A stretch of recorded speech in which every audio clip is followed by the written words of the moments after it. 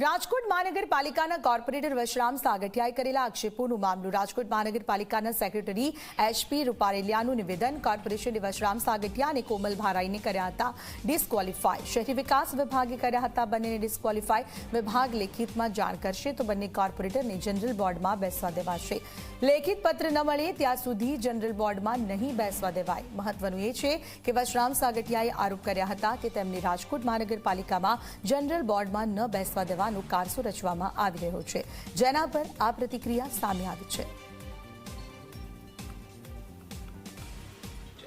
October 2022માં શહેરી વિકાસ વિભાગના હુકમથી વશરામભાઈ અને કોમલબેન ભારાઈ બંને કોર્પોરેટર સભ્યપદેથી ડિસ્ક્વોલિફાય કરવામાં આવેલ।